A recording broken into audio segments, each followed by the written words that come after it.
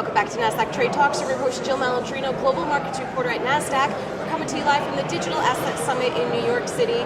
Joining me is my colleague, Tony Seo at Nasdaq. He is the head of Marketplace Regulatory Technology. We're going to get some inside baseball into the panel.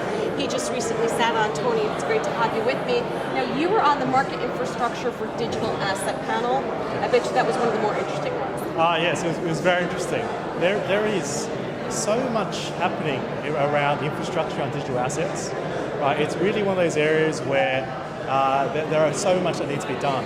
So we talked about not just market monitoring, we talked about custody, we talked about the need for insurance. That's an interesting one, right? So something as fundamental as insurance, right, is a key aspect here. It's very hard for a lot of the stakeholders in this new space to get the proper insurance. All right, now how is this different from today's more mature capital markets? Well, in capital markets, we've had a lot of time to build a lot of these infrastructure pieces in place. So they've essentially evolved over time. A lot of the new business models and new stakeholders coming through, essentially they're trying to disrupt the network or the system and build a new ecosystem, right? But there are so many little aspects that need to be done, right? And I think one of the key factors is that it's more than just about technology.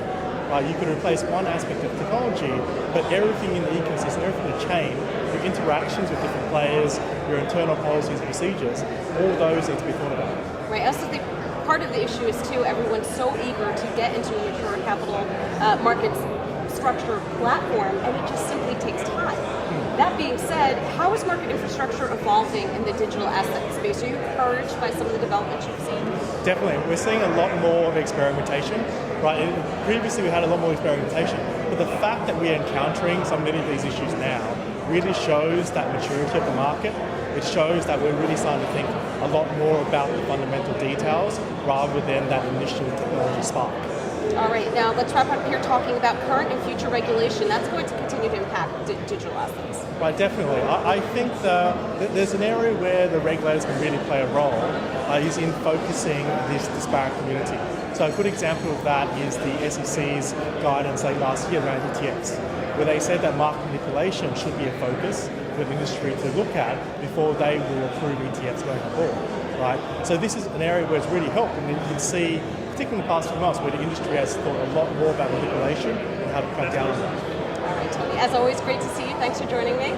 And thanks for joining us on Trade Talks. I'm Jill Malandrino, Global Markets Reporter at Nasdaq.